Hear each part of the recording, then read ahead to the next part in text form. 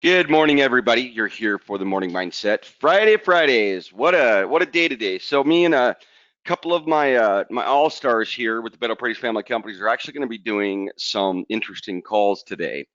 And we're going to be calling for one of the new joint ventures that we have and doing some initial discussion and dialogue and trying to get some answers, right? And it can be difficult when you're doing a one call day and you're trying to get a lot of answers or information out of a company in order to do some research. And so that's a little bit of what we're doing today, which hopefully is going to go really well. But I wanted to talk today about the rebuttal baseline. So if you're new to the morning mindset, get out a pen, get a notebook, get ready to take some good notes. And there's a lot of information out there concerning how to deal with rebuttals or how to deal with the talk track when things get complicated. And there's a baseline for understanding the valuation in wanting someone to change their mind or to look at things differently or to take a new perspective. And you've got to have a baseline yourself in order for it to actually manage a correct dialogue or really a convincing dialogue when speaking with an individual and wanting to get them back on track and potentially back into the idea or the philosophy of continuing forward to either set an appointment with you or actually buy from you. And so most people know this. This is very basic, but I felt it was a good subject matter here for us here on a Friday. So the rebuttal baseline is number one, you have to believe in your product or service. Now you've heard that. You've heard that over and over. Now here's the fun part about it. A lot of people think that means that they have to personally, viscerally know that that product is going to be a game changer because they personally have experienced why. Well, the reality is a lot of times in the sales profession, you're not buying the product or you're not experiencing the service. You really have to go through a process where you can imagine what it is that this is going to do for your prospects. You want to think about your prospects actually having the service, engaging with the service, and seeing it successful in their company. Okay, so that's believing in the product, is it knowing that if they bought it, if they were to use it, that it's going to be very, very beneficial to their company. You have to believe that when you're speaking with people. Now, this isn't just part of the rebuttal process. This is part of the psychology of sales. Okay. So if you believe that making a change, let's say your son or your daughter, that make them making a change in their life is going to be better for them, whether that be deciding to go to college, whether that be deciding not to stay up until 5 o'clock in the morning every night, whatever it might be, you're going to be very persuasive in those conversations that you have with your child. Well, it's not much different when you're actually trying to have a discussion or develop dialogue with a potential buyer. If you believe in your product or service, you're going to be much more persuasive in the way you dialogue and the way you speak to people. So the first thing, most important, is you have to believe in the product or service, which of course, the very, very basics of that is to understand the product extremely well and study it. Next, understand that it will increase the prospect's revenues and success rate. You have to believe this, that as you ask them questions about how they're doing business, as you've heard me talk in other mindsets, you want to let them speak a lot. But as you kind of develop that track, understanding their business model, you want to keep your mind about where you see and understand your product, your service is going to increase their success rate and their revenue. So why am I speaking this way right now? Because this is the rebuttal baseline. If you believe in your product and you're listening to them speak about their business and you can imagine as they speak how your product or service is going to increase revenues and the success rate of their company, well, when they start to back out, when they start to tell you they don't have enough time, when they start to tell you they're good with the way they're set up, they've got everything that they need, whatever it might be, timing's bad right now. It could be anything. Well, when they start into that dialogue, you've been listening to them speak and the whole time imagining how this product or service that you're offering is going to really help their company. And so you're immediately prepared for rebuttal. Okay. So then, well, again, I said this before. I'm not a fan of the word rebuttal. I kind of like the term intense dialogue better, right? You're prepared to get into a little bit more of an intense dialogue with an individual over whether or not this is really foundationally good for their company. But if you believed in your product and service to begin with, and then you're listening to them speak about their business, and you know this is going to increase revenue and success rate for them, so now you're hearing the things that they're saying and planning the dialogue for yourself on how that's going to work, on how it's going to increase the revenue and success rate.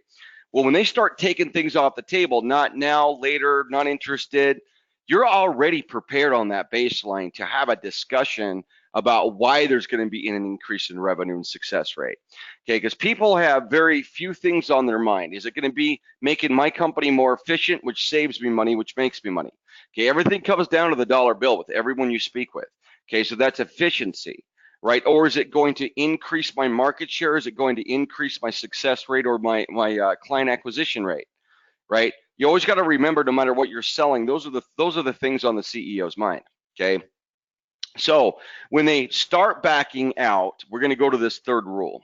I've talked about this rule before, and I just wanted to actually place it right here in the rebuttal baseline. Okay, whatever they say is the reason they buy. They need to.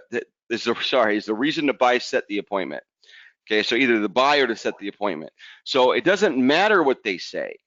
Okay, now you have to culture and become very good at speaking to anything they do say. As simple as this rule is, the complexity comes in the creativity. Okay, this is really not a good time for us to be buying anything in our company. Listen, I understand from your perspective, time is obviously very short and very difficult. I believe that if you at least take the time to get on the discovery call, you may see that that time that you do have, that you're working on getting your business running, will be much more efficiently utilized if you had our product. Okay, so I understand you don't have time. This may be a way for you to create more time because we really do solve the sales programs that you have in your business. We really do solve the operations model that you have. So it could be anything. Now, sometimes I'll give terrible examples, like, oh my, I have a death in the family. I'm not going to do that today. But the reality is, get used to the rebuttal track.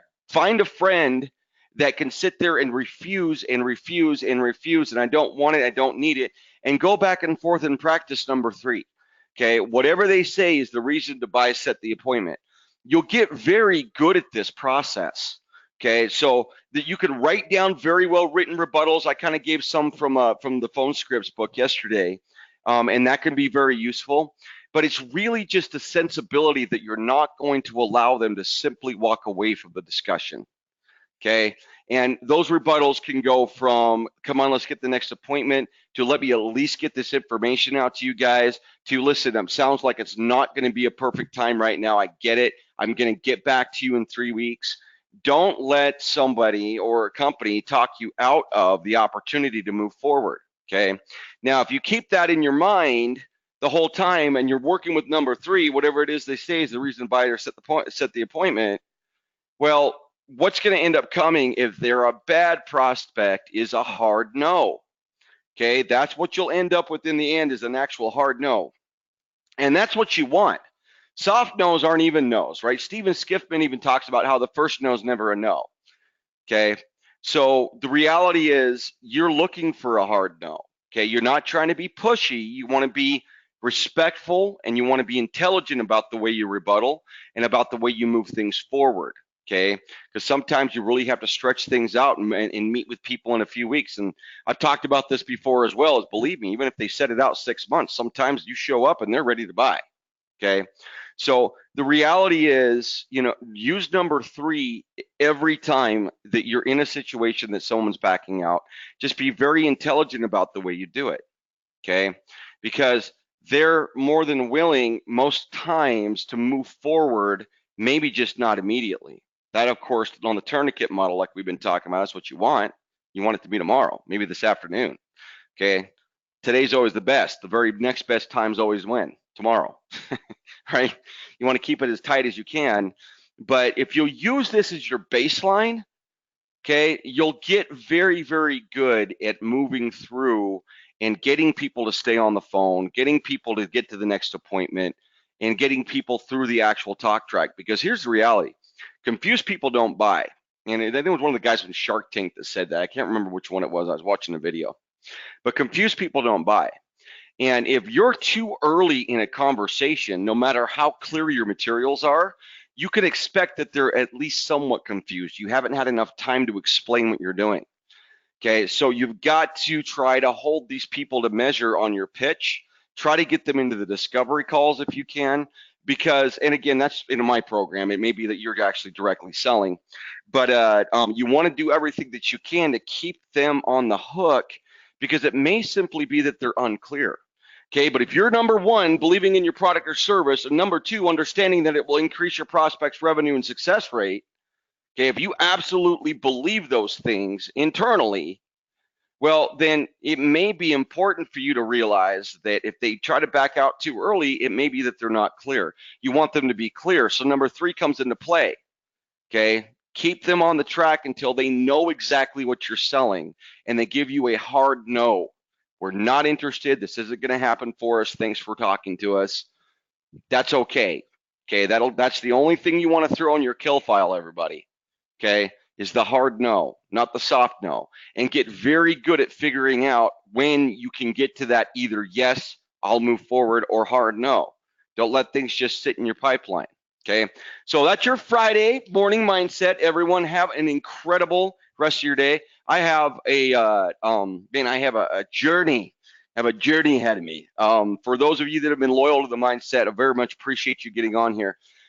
We will not be holding mindsets until I get back from China. So I actually traveled to India, then I traveled to China, and then I'm actually moving. We have two offices. We've got about a 4,200 square foot office in Blackfoot, Idaho, and then a 10,000 square foot office down in Henderson, Nevada. And so we're actually going to be relocating our home to Henderson this weekend. And then right after that, my wife's cousin has a wedding, so there's a little bit of things I got to do there. And then I get on an airplane and I go to India, and then I go to Shanghai for a minute. So I won't be back for a couple of weeks, but right into the beginning of October, the morning mindsets will initiate. You should have gotten an update for that. I'll make sure I do send out another one. Thank you so much, and I really do look forward to having you back on these. So we're going to be starting them right back up as soon as I'm back in office.